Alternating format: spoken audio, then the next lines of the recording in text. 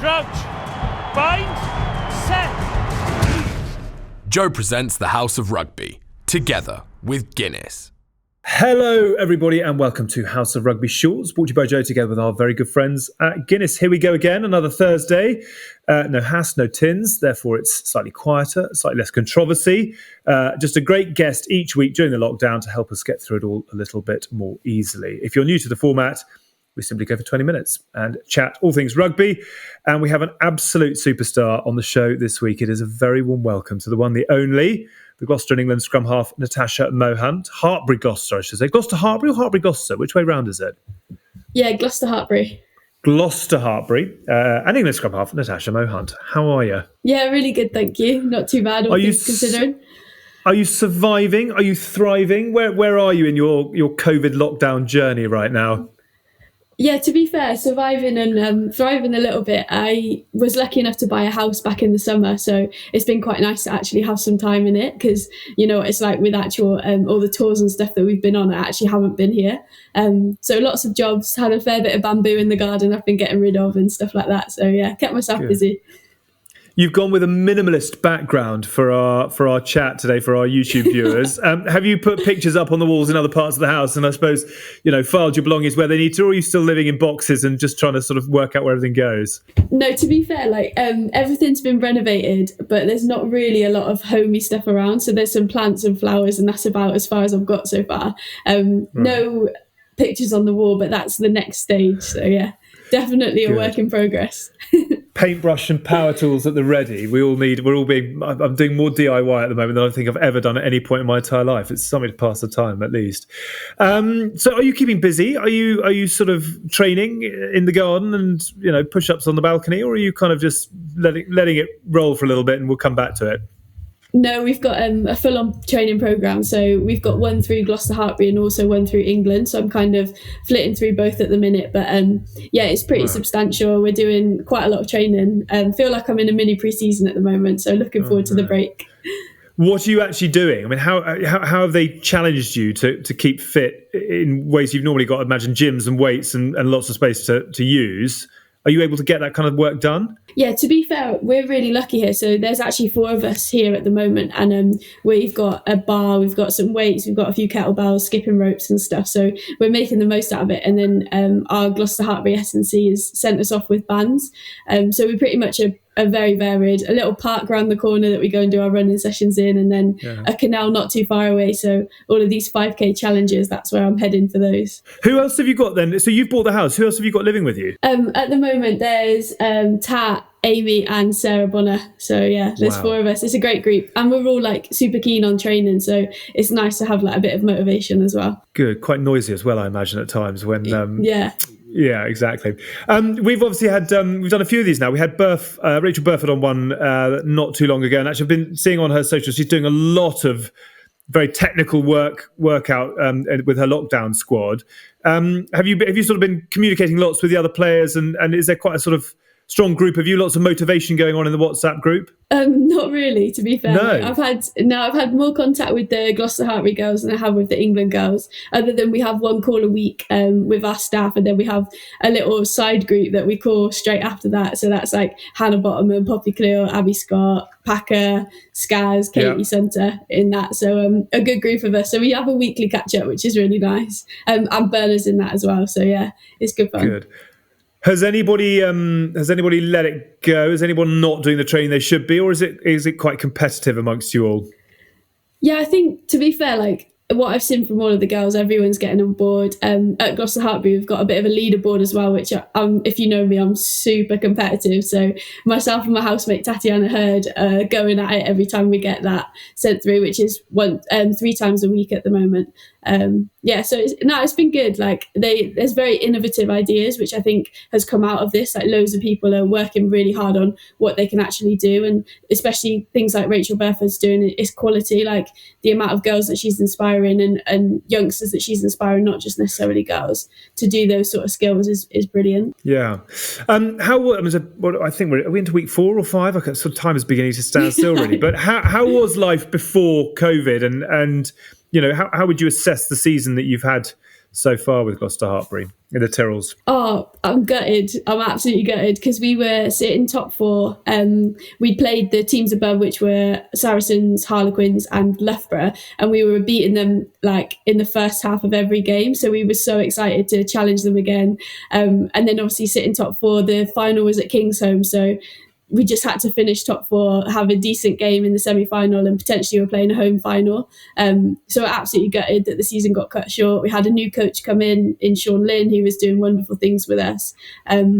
So yeah, like I was so excited to get back to club after the England break, and it's just kind of been taken from our feet, which is gutting. What has been key? Because it's quite a relatively short history for Gloucester Hartpury in relation to some of the other clubs out there. What has been key to developing the club ethos and the spirit, and I suppose some of the success that you're now beginning to see? I think first and foremost, it's a proper rugby club. So we had a tour. We went to Swansea. Susie Appleby was our coach at the time, and we had Bird. I know a lot of the female rugby players will know Bird. But yeah, so we had a tour down in Swansea, and it was like baptism of fire. Like we had a few foreign girls come over and sign for us that season, and they just looked at us and were like, "What is this group of people?" And our WhatsApp group got changed to the circus after that weekend, because it literally is just like a circus. Like I think that's the thing about Gloucester Hartpury, is there's a really good balance of like, when we have to switch it on, we'll switch it on, but equally we know that it's about having fun and enjoying each other's company off the field, and that's super important. So I think that's been paramount in our success this season. But equally, we've got a great structure. You've got a college that is feeding through to the Bucks team, and the Bucks team that is feeding through to the Gloucester Hartpury Premiership team, and it just works seamlessly. It's a really good link between everything. That's amazing. And we were talking with Rachel about, I suppose, the growth in connection between the men's and the women's team at Quins. Is that something that's noticeable between, obviously the Cherry and Whites and Gloucester Hartpury? Is that something that the clubs are keen to promote, or are you fairly standalone entities? I think at the moment we are kind of standalone. Like we don't have, or to be honest, from me sitting here as a player, I'm not sure how much interaction we have. I'm sure if you talk to people behind the scenes, then there's a lot of stuff that's going on to obviously link those two. I think the media manager works across both. So we have Duncan, who's great. I'm sure you probably know, he's a great guy, and he works really well with us. But yeah, there's not necessarily loads that of the crossover, and it's definitely something that, in my opinion, teams like Harlequins and Saracens are leading the way with. Like you go to their home matches and you see the massive posters of all of the girls in the same kit as the guys, and you see that huge crossover, which we don't necessarily have yet at Gloucester Hartpury, but I'm sure it's something that they're working hard on. Yeah, it's Hopefully. such a growing. Yeah, absolutely. I think it can only be a good thing, and I think you look at something like the 100 in cricket. And the way that the teams are, got men's and women's teams, and there's equality across the board, I think it makes the product for both stronger. So hopefully that is something we'll begin to see more and more. Quick word on what we did get from the Six Nations. How did it feel sort of around the England camp? What was the sort of conversation off the back of those games? Yeah, like we were pretty happy with how we were going. Obviously, we're very hard on ourselves as a group. We don't really sit back that often and look at what we've achieved and what we've done. And I think we were really excited to get out for the last game and just try and put everything together, because we didn't feel like we played an 80-minute performance. Obviously, I think France was probably our closest that we'd come to putting in an 80-minute performance. So we're looking forward to round the season off, and obviously we get the notorious night out after with all the girls, which is always good fun, just to let your hair down a little bit before going back to domestic rugby. But it was quality. Like we did what we had to do. We won the games, we won them well. Would have loved to get that bonus point against France, and I think that's the only thing we're holding on to at the minute. But yeah, as a stepping stone, looking forward to the World Cup, we were happy. Striving for perfection. In terms of the notorious night out, have you managed to regroup on house party or something similar, or is it just in the can until the next time there's a proper opportunity? Yeah, it'll be can till the next time. But saying that, to be fair, we've got our coach who had a Zoom meeting the other day, and we're going to have a end of season where he wants us all in glad rags and a few beers and stuff. So that'll be good fun.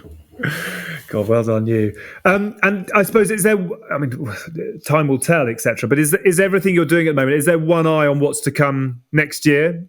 Oh, absolutely. I think that was the first thing that our England coaches and our support staff said to us. While this is such a difficult time for everyone, it's actually a really good time to reset and get rid of all of the niggles. You know what it's like as a rugby player, like you go through the season and I don't think you're pain-free pretty much for the whole season. So to actually have time to focus on what's important to you, to make sure you get your body in the best space and just have that time to be a normal person and just chill for a little bit. I think that's been huge. But everything is gearing towards the World Cup. I think that's why when you say about the girls not training, I don't believe that anyone in the squad would be doing that, because we know how important this year is and we're not that far out of it at the minute. Just wondered if one or two might be filing it under rest and recovery rather than stressing the body, so to speak. What are your hopes for New Zealand 2021? I mean, as a tournament and as a step on from what we had. Obviously, was it 2017? It's summer of 2017. So, where does the tournament, do you think, need to get to now to continue the rapid rate of growth? I think we spoke about it after 2017 that we didn't just want that to be a standalone thing. We wanted the increase in women's rugby to be carried through, and I think that's massively been achieved, especially in England. Like you look at us selling out Sandy Park, going up to Doncaster, selling that out, and the amount of people, the Stoop, like historic crowds down there, and the amount of people that are now interested in coming to watch our games is huge. And we don't just want it to happen in that peak to happen when we've got things like the World Cup around. We want people to be noticing us more and more. So I think this season leading into it, we want to increase the amount of people that know where we're playing and want to come and watch us, and the accessibility of it being on telly has massively grown that as well, which has been fantastic. In terms of getting out there, we just want it to be bigger. 2017 was amazing. Like the amount of support, the crowds. Like I actually watched the final back for the first time the other day since being in lockdown. Yeah. How was it as an experience? How was that? Oh, it was tough because I don't feel like I had my best game, which was personally for me a big decision coming back from sevens when I did, not coming back a year after the Olympics like last time, because I didn't feel that I had my 15s form as good as it could be. So yeah, it was tough watching it back because I wasn't necessarily sparky or firing in my opinion, but it's really good to reflect, and I think it's the first time that I've actually sat down and watched it, and which probably says a lot about the emotions that were running high on that day.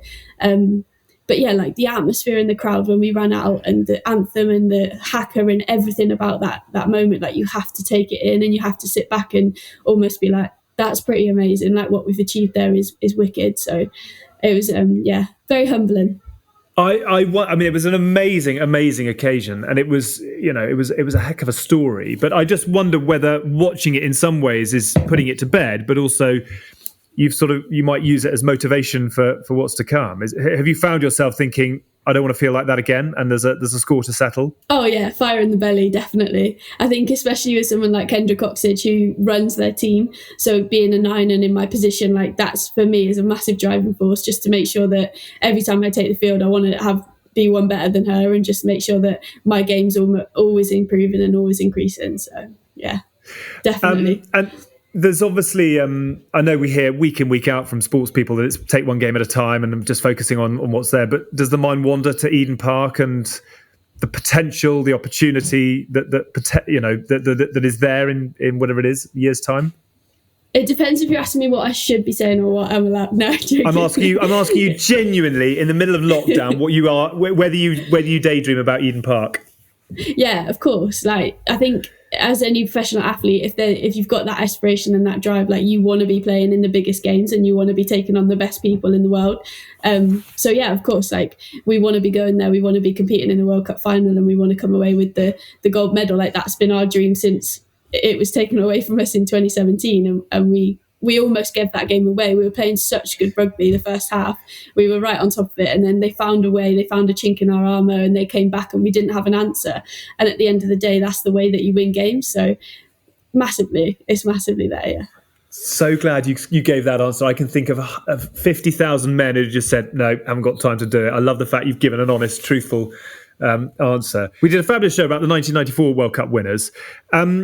And it was interesting, particularly for someone like Jill, how quickly it happened for her. And am I right? It was very similar for you, actually. It kind of came together very, very quickly, didn't it? Did you feel always in control of your rugby career, or were there times when you found yourself putting on your boots thinking, how on earth have I ended up here? Oh no. So my background is I played a little bit at Driver Rugby Club when I was younger with my sisters, probably like 13, 14, but netball was always my main sport. So played 3 or 4 times a week with netball. And it wasn't until I was 17 that I properly took up rugby. And that season I got picked up for regional and selected into the under 20 squad. And then it just kind of went from there. So had a couple seasons playing under 20s and in the A squad, and then was capped in 2011. And I was a winger before that as well, so kind of new position in this time as well. Like Gary Street moved me into scrum-half, and yeah, it went so quickly. We were playing the World Cup before we knew it, and I remember actually Kay Wilson, who was my roomie for the whole time, so we were roommates throughout A's and then the senior squad, and we were stood by Skaz waiting to collect our gold medals, and obviously she'd had 2 shots at it before, or 2 shots, one shot at it before, and Kay was like, I don't know why this was so hard, like just driving her a little bit, and it was crazy, like so surreal, like the whole thing was so surreal and how quickly it happened, and obviously very fortuitous to be in that position. I bet. But were there? I mean, did you always feel very comfortable at that level, or were there days when you thought, wow, this is sort of quite surreal to be where I am right now? I think it's always been an aspiration of mine to play for my country. Like I remember I've been sporty since I was tiny, and apparently I stood in my grandma's kitchen when I was about 12 and told her that one day I wanted to play for England, but I didn't know what sport. And so it's always been an aim of mine, but I just wasn't sure like how that would play out. But I'm so competitive that as soon as I was there, I wanted to be as good as I could be. I was just always chasing the next thing. So I've never really stood back and looked at what I've achieved or how I've got there. I've always kind of had my eyes on the next goal, if that makes sense. Which is probably a bit of a learn for me, and especially for youngsters growing up. Like sometimes you need to take back and you need to take that time to reflect, because otherwise it just passes you by and you don't really realise where you've come. And not only have you represented your country and done so with incredible distinction, but an Olympian as well. Tell me about the sort of the Olympics experience. I imagine highs and lows, but just what a story. Oh, mental. Yeah, it was awesome. So I remember from getting into camp, we went and trained at Payne, which was in France, and just the most amazing pictures. It was like up in the Alps and just unbelievable, like the whole experience. Our kitting out day, the amount of stash you get is just phenomenal. Everybody loves their stash. Honestly, it was do you ever crazy. slip into the old GB tracksuit just to sort of a little strut down the high street to get some some vegetables in your GB tracksuit? Not to leave the house necessarily, but or I don't put it on and be like, oh, look at me. But I have worn them. I wore my shorts in the garden the other day. Yeah, it was quite nice to put them on. They still fit as well, which is great. Amazing. God, well done you. And is that something that you would ever go back to, or is that something that you've been and done? I think the decision to come back to 15s, what is it now, 2 years ago, a year and a half ago, was me closing the door in the 7s. I don't think they'd take me back, because obviously now we've split the whole 7s and 15s in this country. But equally, it was a decision for me that I wasn't done with 15s, and I felt that I was off the ball in the last World Cup, and I just wanted to give myself the best chance to be in the best position possible going into 2021. Yeah, well done you. We've had a couple of your teammates, England teammates on, and it's always nice to get a bit of insight into them. So I mentioned that Rachel's been on a couple of times, Jess Breach as well, and I'm still slightly recovering from having Jess Breach on, who, quite a lot to say for herself. Would it be fair to say she's sort of in the top category of gobshites? Is that fair? I heard she was a bit sassy, wasn't she? I did listen. And the rest, yeah. Terrible. Is that her to a T, or is that just taking a dislike to me? I don't know. I think she's maybe just probably a little bit awkward and just lashing out or something. I'm not sure. Nah, she's a good girl. She's a good girl. She's absolute superstar. We loved having her on. She's welcome anytime, just so long as Did you give her Guinness? Yeah, I think we did actually. Yeah, just a small glass, but that was enough.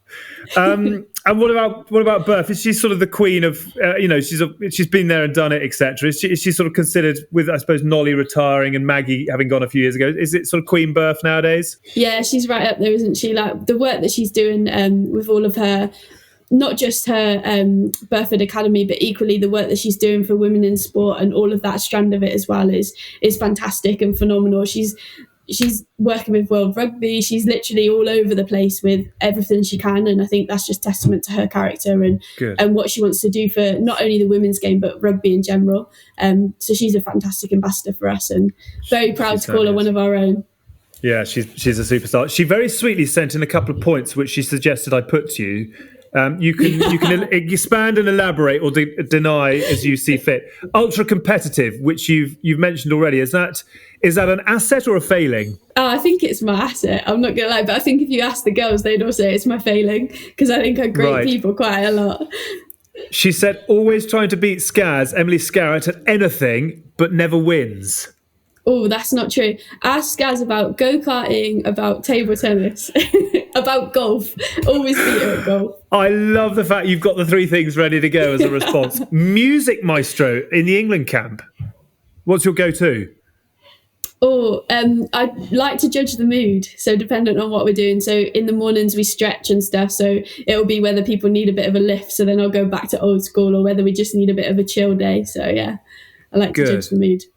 Good. And you've started to try and... Go on. Oh, sorry. I was going to say, we've got a new one, Shania, by Dario G. So it's our new changing room jam. But we get everyone to like make their own beat out of whatever they can. It's wicked. I really love it. It's amazing. I say yes. I've got no idea who you're talking about. I'm into Mendelssohn and Beethoven, and we'll leave it there. Apparently you've started to try and DJ. Tell me more. Is this for real? Are you sort of moving into Hask's world, and you can kind of get booked for Ibiza and all the big gigs? Well, I'm not quite there yet, but I've got some decks. I got some decks for my 30th birthday from some of the girls, and it's a work in progress, shall we say. But I love music. I really enjoy it. I enjoy like that you can just switch off, and there's something for every mood and stuff. So yeah, it's definitely something that when I've got time I'm looking to do. God, well done you. And you can get your revenge with a bit of a sort of insight into the England women's team. Who's the funniest? Sarah McKenna. She's got a really great humour. Good. Hardest working? Oh, I think Sarah Hunter. She leads by example all the time, yeah. She is very good at what she does. The biggest coaster in training? Anyone cuts corners inside the markers? Oh, if they have, I haven't noticed. Oh, that's not true. You were being very good at honest answers. Who is the biggest coaster in England training? I'm not really sure. I don't know. I think Poppy or Bots would like look for a way out if they could find a way out. But they always do their training. Good. You're going to get it for that. The best player nobody knows about. Who is the superstar waiting to happen, do you think? Oh, Zoe Allcroft, hands down. Wow. Yeah. Because... she's just, her work rate's phenomenal, never takes a backward step, some of the tackles that she puts in, but she never really gets, obviously she got player of the match in one of our games, but she just never really gets that mention. And for me, for Gloucester Hartpury and for England, she's been the player of the season by an absolute mile. Good. Brilliant answer. The player you'd want alongside you if it all kicked off? Skaz. She's my Really? Yeah, she's been my go-to for if it's all kicked off, probably Marley, because she'll throw a punch for me. But if you need somebody to calm me down or talk you through, Skaz, she's my go-to. Okay, good. So you got the good angel and the bad angel on either shoulder. Closest friend in the game? Have you just mentioned her? Or? Yeah, probably Skaz, yeah. So we've been together since, like, under 20s. We were bezzies since then, really. Sweet. Met in the under 20 squad, yeah. Yeah, the dream team. Worst dressed in the squad? Oh, I've got to go with Poppy. Like, some of the trainers that she wears, they're just not for me. They're not for me. Big old boots, are they? Or is it just sort of a little bit out there? Literally, trainers with heels like this. Right, Gucci, wow. She loves all of that stuff. I think I've got a couple of pairs of those. Whose hands would you want on the ball with a minute to go in a World Cup final at Eden Park, but you're down by 4? Katie Daly-McLean. Good Either answer. her or Sarah Byrne, dependent on where the game is. Do we need power or do we need skill? Good answer. Whose hands would you not want on the ball if you were 4 down with a minute to go at Eden Park? I'm not answering that question. Chicken. Brilliant. Very good insight. Very, very honest answers. Thank you so much. What's going to keep you busy between now and when hopefully someone says, right, you can all go out to play again? What's your other business at the moment? Obviously doing up the flat, a few pictures to hang behind you, but what else have you got in the diary? Yeah, in the garden, that's what's keeping me busy. So we're taking out all of the bamboo and just reshaping it a little bit. Got a skip coming on Monday, so that'll be the next job. God almighty, well done you. There's good fitness work in there as well. And hopes, I suppose, that when we do get going again, I mean, do you think there's rugby to be played anytime soon? Do you think we'll try and finish the season, or do you think it's Control-Alt-Delete on what we've had and we'll get ready for a new campaign? I think new campaign is what will be the focus, definitely. But I can't wait to get back out there with the girls now. I'm itching to go. I bet. The competitiveness needs an outlet somewhere. Mo, you're a superstar. Thank you so much for coming on. It's been really nice to chat. And stay sane, stay safe, keep yourself busy, and we'll look forward to seeing you ripping it up again before too long, I hope. Well done to you. That is it for this week. Thank you for watching. Thank you for listening to House of Rugby Shorts. We're a podcast and a YouTube show. And that's where you're going to find this week's main episode as well, where Hask and Tins have gone hard at their manifestos for what they would do to shake up world rugby. It was certainly fascinating stuff, and I have to be honest, quite surprising how much effort they made. Well done to those two as well. Don't forget, you can dip into our entire back catalogue, which is available on both mediums. We've also got a very popular Facebook group. There's our Instagram page at RugbyJoe, and you can now find us on Twitter as well, which is at RugbyJoe_UK. Thank you, Mo. Be good. See you soon. Anytime. Thank you. We're going to be back next Wednesday as well. We've got another legend of the game, Australia's Matt Gitto, joining us for that one. Until then, have a good weekend. Stay inside. Stay inside even. Look after yourselves. And we'll speak to you all soon. Bye for now. You've been watching the House of Rugby on Joe, together with Guinness. Drink responsibly. Visit drinkaware.co.uk for the facts.